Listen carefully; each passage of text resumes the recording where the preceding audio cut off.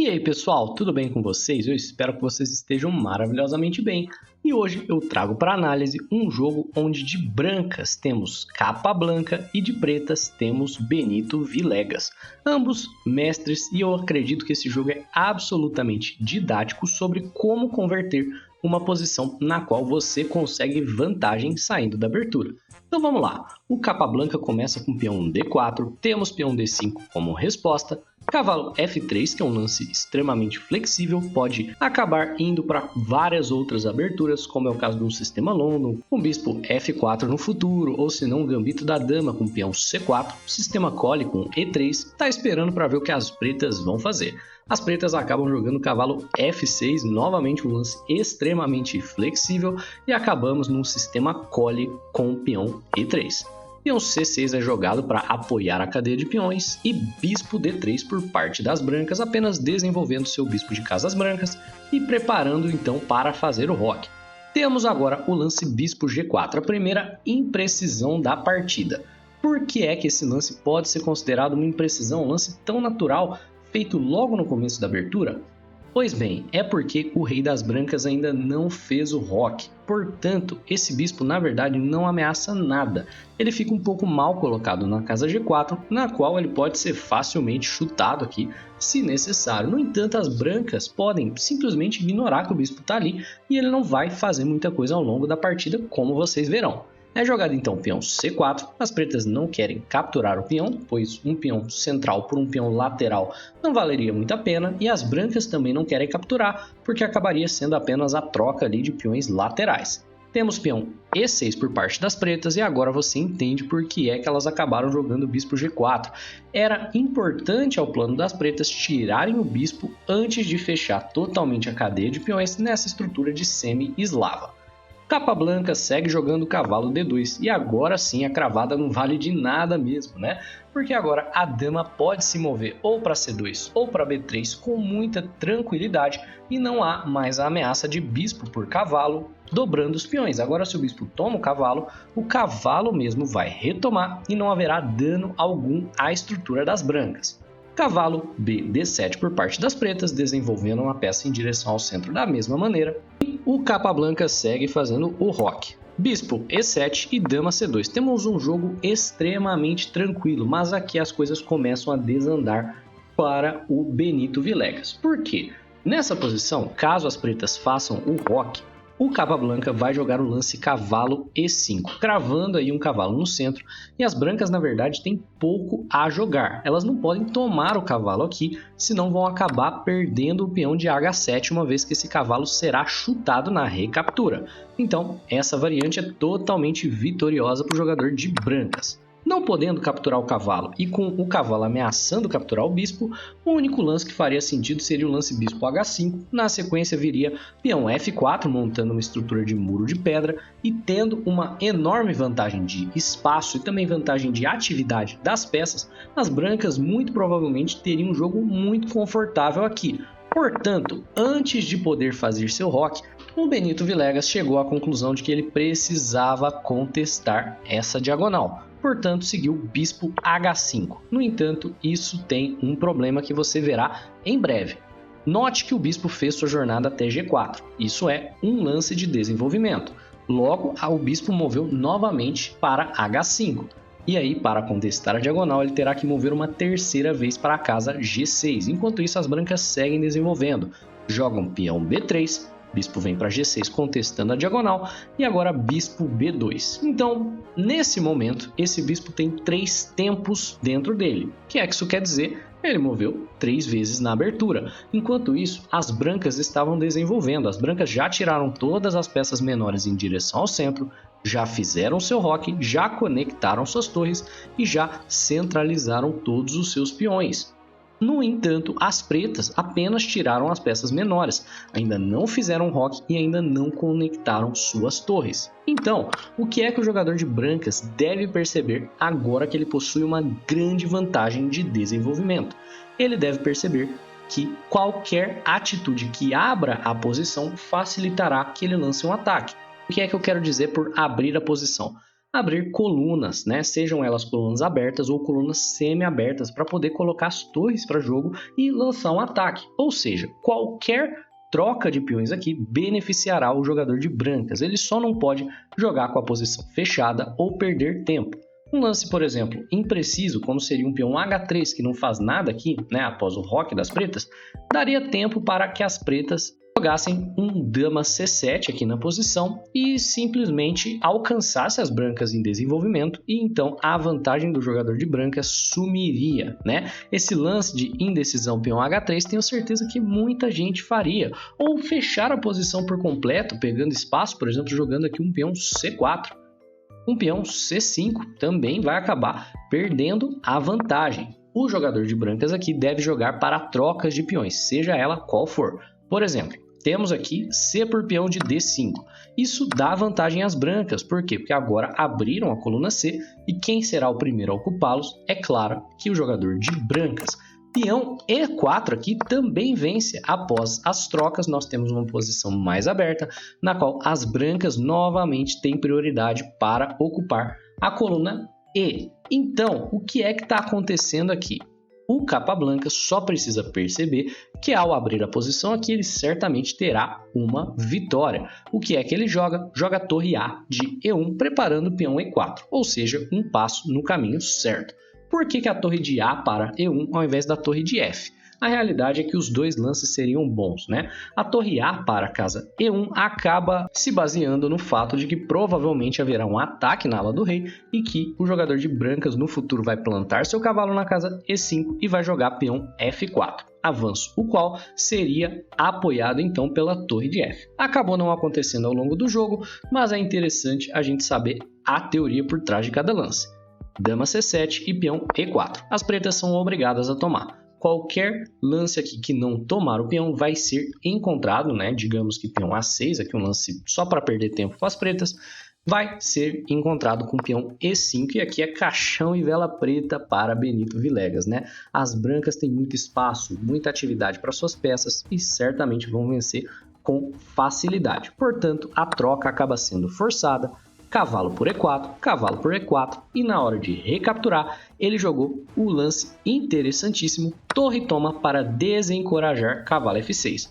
Qual seria a ideia? A ideia é que se cavalo F6, temos torre H4, que não leva a nenhum ataque decisivo, no entanto é muito desconfortável para o jogador de pretas de jogar contra. As brancas aqui cravam o cavalo a uma ameaça de checkmate, e caso as pretas joguem, por exemplo, peão H6, elas acabam criando um gancho no qual as brancas podem jogar para sacrificar o bispo negro e gerar algum tipo de ataque, certo? Então aqui, bispo F6 ao invés de cavalo F6, porque agora o bispo fica de olho na casa H4, e temos dama E3, colocando mais uma peça pesada na coluna semi-aberta e para poder plantar um cavalo na casa E5. As pretas, que estão com essa estrutura mais ou menos aqui de Caro-Kann, aproveitam-se da cravada que elas têm do peão ao bispo de casas brancas da casa B2 e jogam o avanço peão C5, forçando uma troca de peão lateral por peão central. Temos então o lance cavalo E5, trancando um pouco a posição, e peão C toma peão de D4. Aqui, as pretas estavam esperando o lance bispo toma peão, que seria seguido por cavalo toma cavalo, bispo toma cavalo, bispo toma, torre toma, e teremos esse final de jogo aqui, onde as brancas possuem a maioria de peões na ala da dama, que elas vão jogar para avançar. No entanto, as pretas têm controle sobre a coluna aberta D, ou seja, um final de jogo extremamente equilibrado, muito provavelmente empatado aqui. No entanto, o capa branca é o capa branca, né? Então, você deve imaginar que ele não simplesmente aqui aceitou a desvantagem de ir de uma posição que está ganha para um empate. Não, claro que não. Ele encontrou o melhor lance, cavalo toma cavalo, sacrificando a sua dama. Qual a ideia do sacrifício? Se peão toma dama, pause o vídeo e veja se você encontra a sequência que ganha o jogo para as brancas. Pausou, encontrou, pois bem, a sequência agora é cavalo toma bispo. Qual é a ideia? As pretas não podem tomar o cavalo. Isso levaria a checkmate em dois lances, com torre G4, seguido por rei H8 e bispo toma F6 checkmate. Se você encontrou essa sequência, você está de parabéns. Certamente dispare aí o seu like no vídeo, se inscreva no canal. No entanto, você deveria ter visto também que o jogador de pretas não tem obrigação nenhuma de tomar o cavalo, portanto, ele pode seguir com o lance mais forte, rei H8. E agora, como é que as brancas continuariam?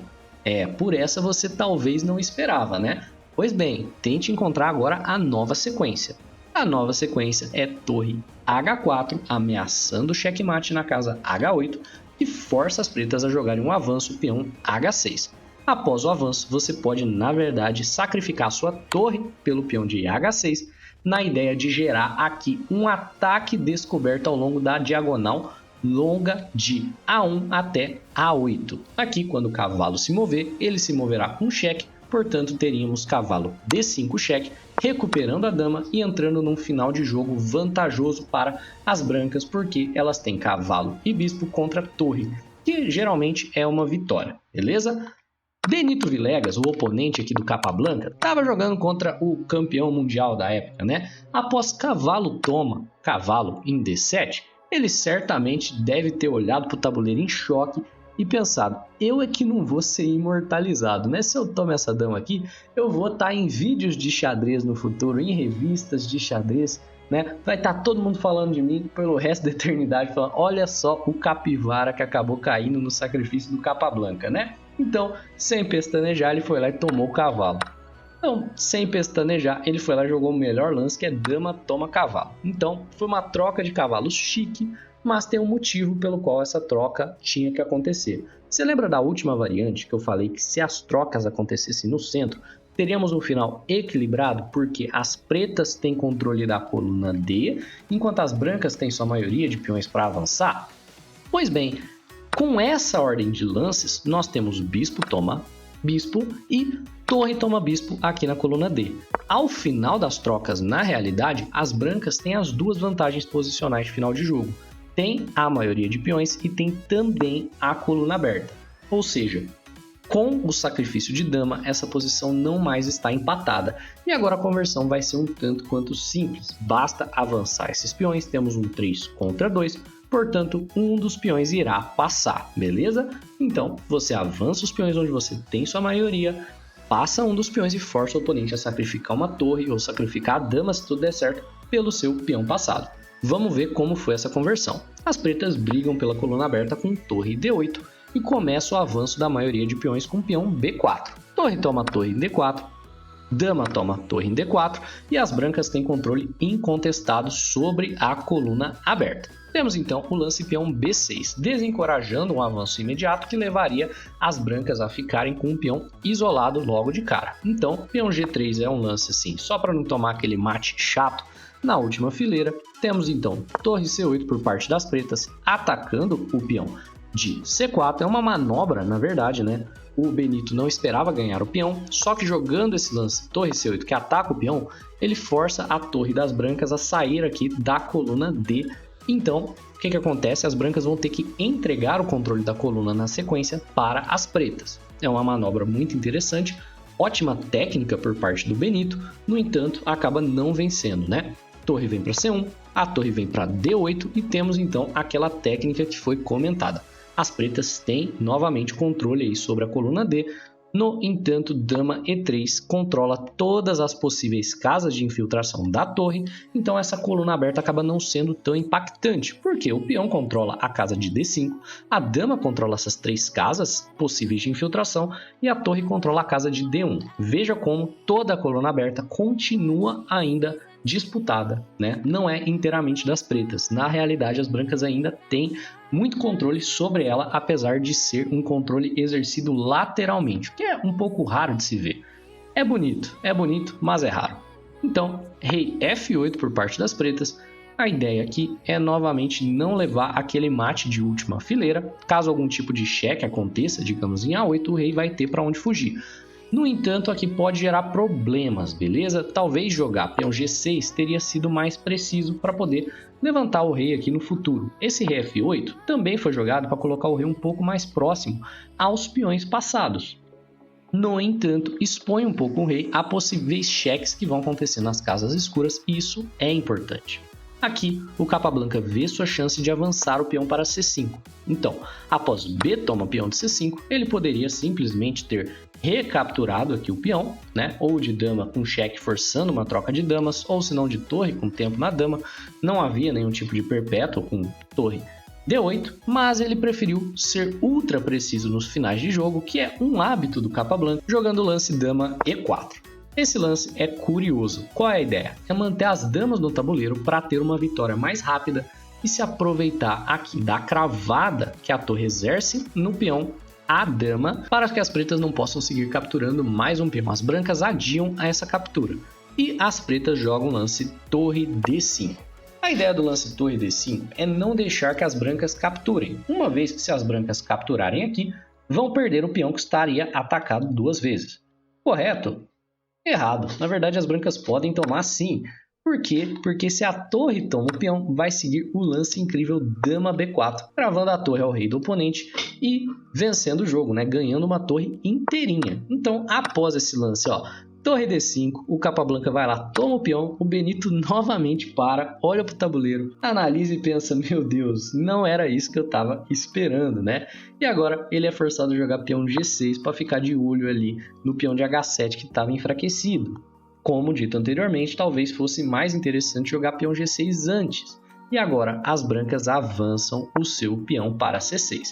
Caso as pretas joguem qualquer coisa aleatória aqui, digamos peão H5, as brancas vão fazer uma manobra. Vão jogar dama B4 cheque, né? E na sequência vão jogar a sua dama aqui para casa B7 para poder tirar o bloqueador e promover o peão. Digamos, dama toma, peão toma, torre vem para casa B5, a outra torre sobe defendendo o peão e na sequência, né, vão avançar aqui o peão lateral até a defesa do peão de B7 e as brancas definitivamente teriam vantagem.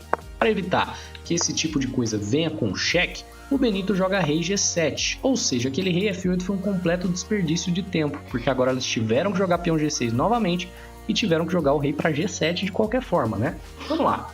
Temos então o lance peão A4 por parte do capa branca, que é um lance muito fino. A ideia ainda é fazer aquela manobra de dama, no entanto, sem que a torre das pretas possa escorregar para trás do peão. Então as pretas teriam que jogar aqui para ficarem mais tempo aí no jogo, um torre D8 para depois colocar a torre em C8. No entanto, as brancas ainda estariam ganhas mesmo assim. Só que o Benito acaba errando feio. Joga o lance torre D6. Esse lance é uma gafe. Pause o vídeo e veja se você encontra a sequência de 2 lances que as brancas podem jogar que vencem esse jogo. Pausou? Encontrou? Tenho certeza que sim. Esse é um daqueles casos onde o lance do mestre é o mesmo lance do aprendiz, que é o lance dama E5 cheque. Todo mundo vê o cheque, quer ir lá e dá o cheque. No entanto, né, a diferença entre o mestre e o aprendiz é que o mestre dá o cheque porque ele calcula que é um bom lance. O aprendiz vai lá e dá o cheque porque está disponível, né? Teremos peão F6 e o mestre havia visto que ele pode, na realidade, sacrificar sua dama pela torre para tirar a dama da defesa do peão. Veja só que lance genial. E agora, após peão C7, nós temos uma partida totalmente ganha para as brancas. As pretas aqui simplesmente escolheram abandonar. Vou fazer uma recapitulação muito breve da partida e dos pontos que eu acho muito instrutivos dela. Primeiramente, esse bispo G4. Como já diria Emanuel Lasker, evite desenvolver os seus bispos numa cravada anteriormente ao roque do seu adversário. Espere que ele faça o roque, porque aí a cravada vem com algum tipo de ameaça. Esse bispo G4 causou muitos problemas posteriormente para Benito Villegas, que teve que gastar 3 lances no bispo, né? Jogando bispo G4, bispo H5 e bispo G6. E bem, acabou perdendo aí o jogo principalmente por conta disso. Temos então aqui um outro momento um tanto quanto instrutivo, que é esse momento no qual Capa Blanca se viu à frente em desenvolvimento, se viu à frente em espaço e tomou a decisão correta, mobilizar suas peças e forçar a abertura da posição. Toda vez que você tiver qualquer tipo de vantagem de desenvolvimento, de material, você quer jogar com a posição aberta. A posição fechada dará vantagem a quem? Ao oponente que está atrás em desenvolvimento ou que está atrás em material. Essa é a maneira mais certeira de se converter uma posição ou um ataque. E por último, temos esse momento como um lindo momento de instrução, quando você possui uma maioria contra uma minoria de peões, avançá-los certamente vai ser o seu plano principal de final de jogo para gerar um peão passado, e aí vocês viram como essa história acaba, né, pessoal? Eu espero que vocês tenham gostado do vídeo de hoje, se inscreva aí no canal, dispara o like e um abraço, até a próxima!